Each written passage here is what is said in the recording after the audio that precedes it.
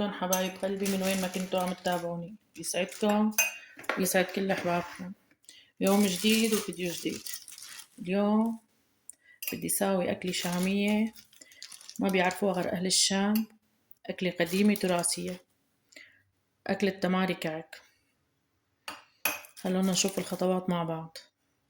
هلا هون عندي مشان ساوي الكعكة والخبز اللي تحت منها بدي 4 كاسات طحين هون و4 كاسات طحين هون.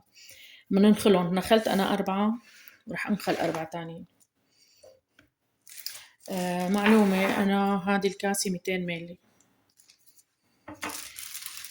بدي يعني تقريبا 400 جرام طحين.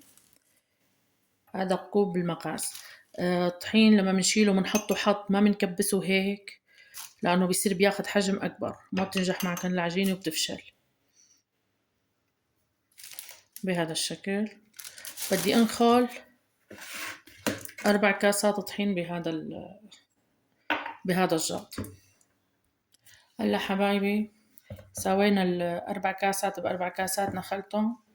هلا هون بدها كل وحدة بدها كاسة ونص مي، كاسة ونص يعني 200 ملي كل كاسة. عفوا هذا 200 ملي، بدنا كاسة ونص يعني 300 ملي مي دافية. للتمرية، عجينة التمرية غير الكعكة، التمرية بدها سكر. هلا للكعكة بدنا معلقة صغيرة، حطيت معلقة صغيرة سكر، معلقة صغيرة سكر، وبراس المعلقة يعني بطرف المعلقة شوية ملح. هاي للكعك. التمرين ما بدها غير مي، 300 ملي مي دافية. هلا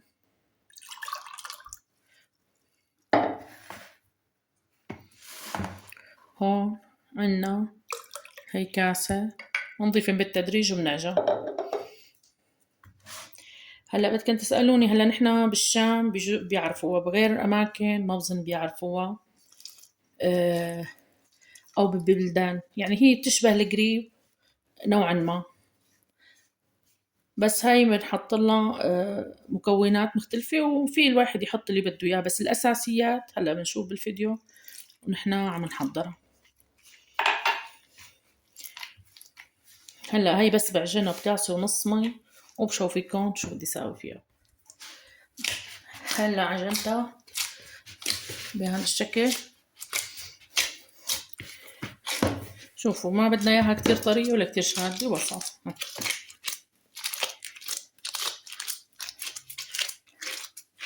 هاي بدنا نساويها للكعكة، بدي قرصهم ونشوف كم قطعة بتطلع. هلا بنحط قطعة قماش بيضة نظيفة خاصة بالمطبخ وبدنا نقرصها للعجينة. قطعوها بالشكل، وفيكن تعملوها رول على سطح المجلة أو على طاولة وتقطعوها بالسكين أحجام تكون قد بعض. قطعها بهذا الشكل أحجام متساوية. هاي الكعكة بدها تكون مقاسها أصغر من التمرية. التمرية يعني شغلة بيختلف كتير عن هاي. هلا ساوولنا 15 قطعة، أنا راح أغطيها بهذا الشكل، بغطيها بهذا الشكل ومنخليها ترتاح شوي على جنب بين ما عملنا العجينة الثانية. هلا هون ال4 كاسات الثانية ما بنحط لهم شيء أبدا غير مي كاسة ونص يعني 300 ملي و400 جرام طحين، نفس العجينة السابقة. العجينة تبع الكعكة أكلت معي كاسة ونص طلعت تمام. هلا حطيت لها كاسة عم بعجنها. هلا رح ضيف نص الكاسة الثانية كملها عجن منيح. ما بدها إضافات هي أبدا. التمرية ما بدها شيء هاي لأنه بدها تنقلها بالزيت.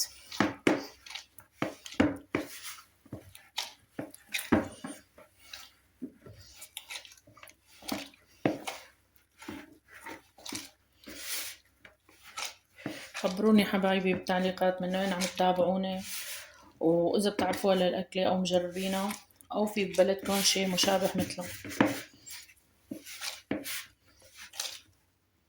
وهلا حبايبي بدنا كمية وفيرة تقريبا شي نص كاسة هون بالتمرية، لأنه هاي بدها تتساوى بالزيت. هديك اللي بدها تتساوى بالتقلاي بنمدها بالطحين وبنحطها على جنب. هلا رح قرصهم وبشوفيكم كم قرص طلع. لازم هني نعمل 14 مثل هدي. وهلا حبايبي قرصتهم طلعوا كمان 15. رح نبلهم مزبوط بالزيت هيك، وبدي اغطيهم بكيس وخليهم لحتى ساوي الكعكة بيكونوا ارتاحوا معي مشان يمدوا مزبوط، مشان يمدوا معي مزبوط بهذا الشكل هيك. نحطهم بقلب الكيس وريحهم على جنب ما بين ما خلصنا الكعكة. وهلا حبايبي بدنا نمد الكعكة، رش شوية طحين وشوي شوي بنضغط عليها بالشوبة.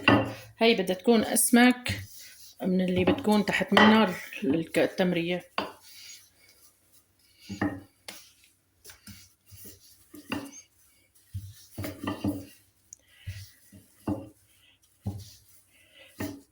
هلا بخلصهم برجع كل قطعة تحت قطعة القماش ومنحمي التقلاية على حرارة وسط.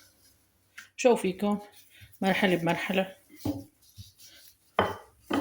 هلا شوفوا العجينة،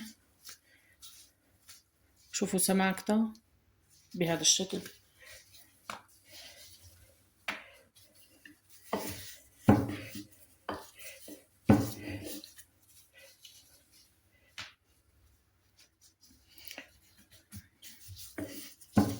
راح خلص كل الكمية وارجع لكم. هلا حبايبي حطينا التقلاية، بدها تكون تقلاية سميكة غير لاصقة على نار خفيفة وحميتها. بنحطها بهذا الشكل تقريبا نص دقيقة وبنقلبها.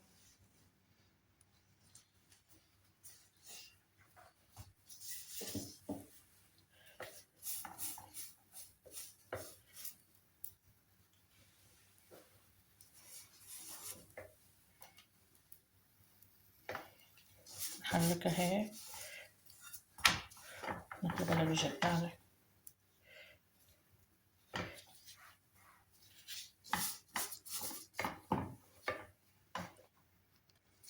هلا حبايبي شوفوا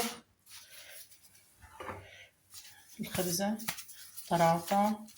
هلا اجباري بدنا نحطها في باقي الكمية للآخر. الكمية خلصت بهذا الشكل. شوفوا شو طرايا. هلا مشان نحافظ عليهم راح نحطن بكيس ونبلش. ليش بلشت بهي؟ انا هديكي بدي اياها ترتاح مشان فيني مدة، لانه هديكي بدي مدة بالزيت.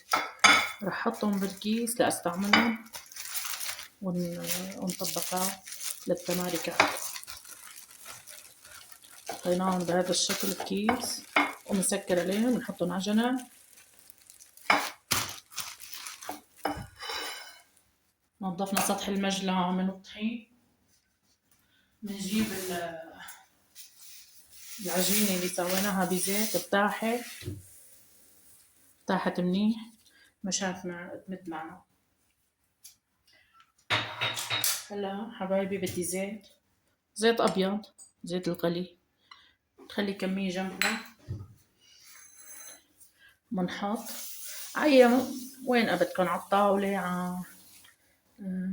على سطح المجلة تكون نظيفة ومعقم. بنحطها هيك بإيدنا، ما بدها شوبك، بإيدنا هيك بهذا الشكل. بنصير المدة ناخده هيك. بدنا إياها رقيقة كتير وشفافة. شوفوا حبايبي تنمد بكل سهولة.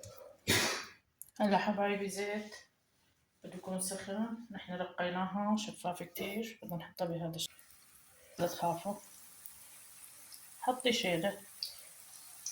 بدنا نخليها كتير بالزيت. لا تخافوا إذا جمعت هيك تفرط، لأن هي كتير رقيقة وعليها زيت. حطها شيلة بهذا الشكل.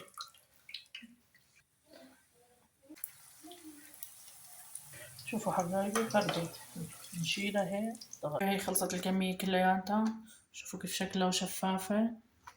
خلصنا الخبز تبع التماري كعك، شوفوا شو شفافة. هاي التمرية وهذا الخبز. هلا بنحط الخبزة هيك وهي التمرية.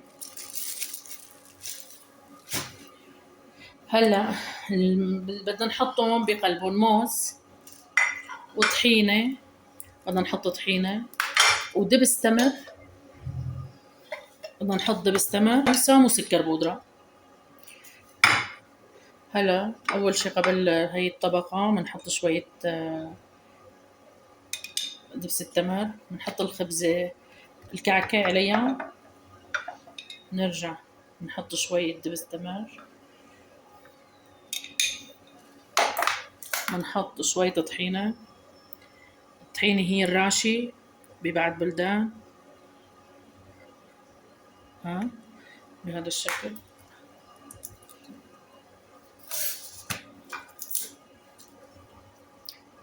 بنمدها هيك، بعدين بنرش سمسم، وهلا بنحط الموزة. هي أصولها. انتوا شو بتحبوا اضافات فيكن تضيفوا، فيكن تستبدلوا التمر، دبس التمر فيكن تستبدلوه بالعسل. آه، اي شيء يعني، فيكن تحطوا قشطة مع العسل، شوكولا لاطفالكم اذا بيحبوا هالشغلات. بس هي اصولها. هلا حطينا هيك الموزة،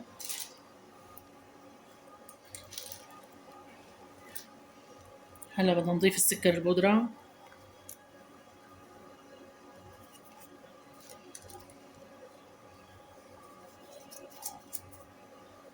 نرجع ندعمها شوي بالدبس،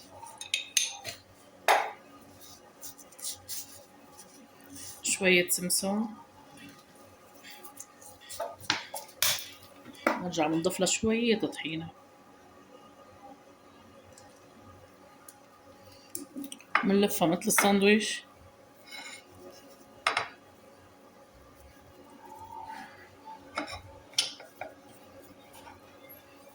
وهيك بهذا الشكل بتصير التماري كعك.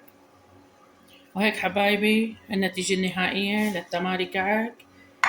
إن شاء الله ينال إعجابكم الفيديو. لا تنسوني حبايبي من الدعم، لايك للفيديو وشير لرفقاتكم ليشوفوا الوصفة، وتعليق حلو مثلكم، واشتركوا بالقناة وفعلوا زر الجرس ليوصلكم كل جديد. دمتم بخير.